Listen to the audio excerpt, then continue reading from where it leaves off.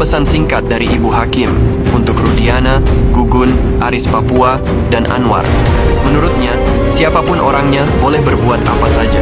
Tapi ingat nanti di akhirat, semua perbuatan akan dibalas oleh Sang Pencipta. Siapapun orangnya boleh berbuat bebas berbuat apapun. Tapi ingat, ada hisab yang akan dipertanggungjawabkan setelah kematian.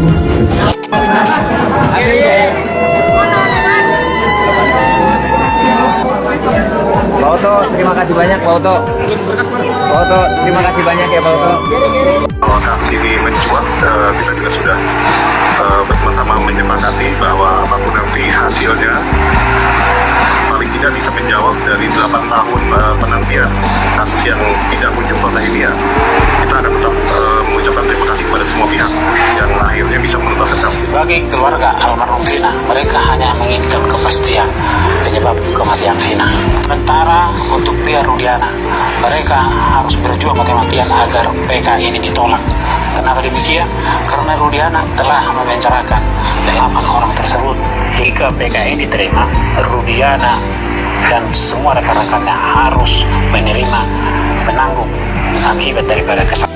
Mitra, tanggapan saya, putusan ini adalah koreksi bagi penegak hukum kita, penyidik yang sedang mendalami kasus ini dan memeriksa kasus ini.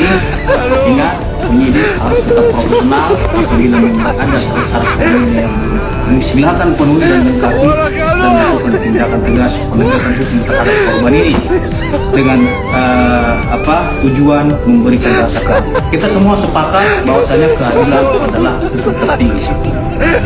Ya, saya kira rekan-rekan melihat bahwa terkait dengan kasus Vina ini kan menjadi perhatian publik. Kami sudah pesan kepada Polda Jawa Barat dan juga menurunkan tim asistensi dari Propam, dari Irwasum, dari Baris Krim Polri karena memang peristiwanya yang terjadi 2016. Hingga kita minta bahwa ini menjadi perhatian publik, hingga kita minta semuanya untuk turun melihat peristiwa yang terjadi, walaupun saat ini sebenarnya kasus tersebut sudah ada di pengadilan ya, sudah ada putusan inkrah kasasi, namun demikian kami minta untuk didalami. Tentunya ini ada proses yang sedang dilaksanakan oleh Polda Jawa Barat terkait penanganan Peggy, ini juga menjadi perhatian publik. Saya minta untuk itu juga, apabila memang betul diproses, maka alat buktinya harus cukup dan tentunya akan lebih baik apabila semuanya dilengkapi dengan scientific crime investigation, artinya itu adalah bukti yang tidak terbantahkan. Namun demikian tentunya ada alat-alat bukti, barang bukti lain yang juga tentunya diatur di dalam KUHP yang harus dilengkapi oleh rekan-rekan. Saya kira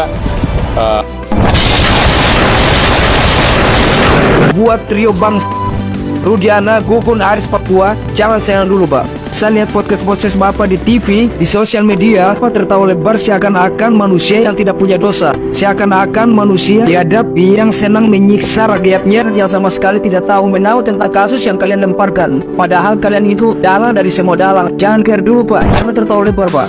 Kalian jangan mikir, lepaskan aja 7 orang ini, yang penting kasus selesai. Enggak Pak, kasus ini nggak bakalan selesai Pak. Justru malah setelah ketujuh bebas, ketujuh terpidana ini bersama rakyat dan pengacara akan menuntut kalian polisi-polisi biar yang ada dalam kasus ini, polisi-polisi penyiksa yang biar.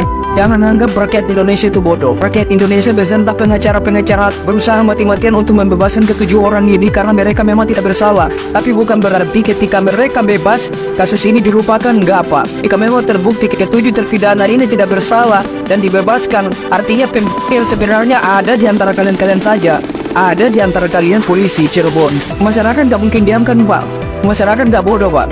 Ingat Pak, penyidik masyarakat Indonesia itu lebih abdur daripada penyidik kalian. Masyarakat Indonesia lebih cerdas, lebih cepat mengetahui hal-hal yang di luar nalar daripada kalian sebagai polisi yang ada di Cirebon Pak. Jangan berpikir bahwa ketujuh terpidana bebas kalian nyaman Pak. Enggak Pak, jangan terlalu geer Pak. Masyarakat akan menggali mencari tahu pembunuh yang sebenarnya. Bakalan didiamkan kasus ini karena masyarakat itu ingin negaranya bebas dari polisi-polisi yang biadab. Kalau memang bentuk ada keterlibatan dengan kejahatan pembunuhan, kalau memang pihak kepolisian bisa membuktikan ada percakapan yang menguatkan sangkaan dari pihak kepolisian, mohon dibuka. Ya betul. Untuk didengar bersama. Kenapa nggak dibuka di ruang sidang? Nah ini pertanyaan yang sampai sekarang kita belum tahu. Betul. Kenapa sih pihak kepolisian nggak mau buka? Terus apa jawaban kepolisian? Ya jawabannya pimpinan sedang didalami. Iya. Kenapa Kapolri saya gugat? Ini kan ada dua, Kapolri saya gugat dan Kapolda juga saya gugat.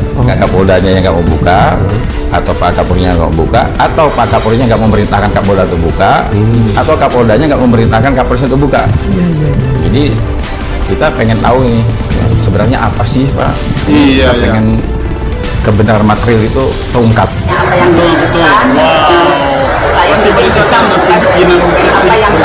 pimpinan untuk menyatakan bahwa peristiwa itu memang ada. Jadi penjelasan apa sih pasal yang diberikan? Karena kita didampingi tim kuasa hukum. Baik, Bismillahirrahmanirrahim. Halo guys, assalamualaikum warahmatullahi wabarakatuh. Jumpa lagi bersama kami guys. Wow, makin panas terkait laporan dari kuasa hukum Rudiana terhadap Bu Titin yang merupakan kuasa hukum Saka Tatal dulu. Sekarang Bu Titin telah memenuhi panggilannya dari Bareskrim Polri, dan alhasil Bu Titin bongkar semua kejahatan yang telah dilakukan Ibtu Rudiana CS terhadap 8 terpidana saat ini. Wow, ini seperti bumerang bagi mereka ya guys yang melaporkan. Padahal kan melaporkan kuasa hukum Ibtu Rudiana ya, tapi malah Ibtu Rudiana yang kecemasan di sini sepertinya. Oke guys, tanpa berlama-lama lagi setiap videonya disaksikan. Let's go. Pak Rudiana kehilangan mantap akan seru ini ya. Sudah 8 tahun. Tapi bagaimana dengan mereka yang 8 tahun kehilangan kebebasan? Kalau ini rekayasa kasus, kalau ini peradilan sesat. Baik, jadi Anda memang bersikukuh bahwa ini murni kecelakaan dan pembunuhan dan pemerkosaan adalah sebuah rekayasa. Iya. Tidak ada. Fiktif tidak ada. Tidak ada. Kalau ada punya bukti itu juga bukti mana? Ya betul. Baik, silakan Bu Elsa. Ya, jelas ini adalah kasus pembunuhan, ya, dimana perlu kita tahu memang ada sudah tim eksistensi dari Mabes Polri, Irwasum, Propam turun ke Polda Jabar di tahun 2016 ya, itu? sudah mulai melakukan atau baru sekarang dan kemudian memang ada suatu kesalahan informasi bahwa karena pembunuh ini telah melakukan suatu rekayasa seolah-olah pihaknya yang meninggal ini adalah dibuat seperti kecelakaan, helmnya dipakai dan segala rupa ya. Nah, tapi helmnya nggak pecah gitu loh. Terus kemudian handphone, motornya, nah itu yang menjadi penelitian pada waktu dibilang kecelakaan langsung dimandikan dan dikubur ya. Nah, tentunya setelah dari pengolahan itu di Polda Jabar ini pembunuhan kan 9 hari kemudian kan dibongkar kembali. Nah, hal-hal yang misalnya tubuh itu dari visumnya itu kan sudah membengkak 9 hari. Terus dia tuh misalnya ada sperma pun, spermanya pun sudah membusuk dan segala rupa. Jadi karena itu tidak bisa dinyatakan demikian. Tetapi kita kan bisa lihat bahwa dari podcast ya, pertanyaan interview dari Pak Deddy Mulyadi kepada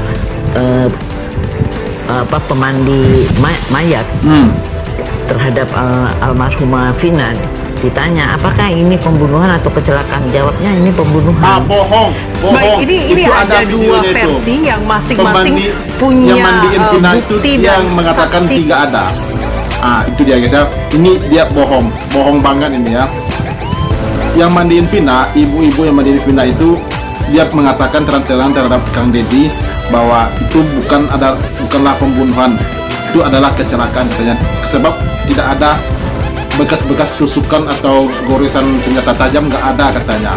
Sementara ini si nenek tua Bangka ini mengatakan kalau itu adalah pembunuhan. Ini benar-benar pendusta orang ini ya guys ya. Waduh, kurang ajar benar.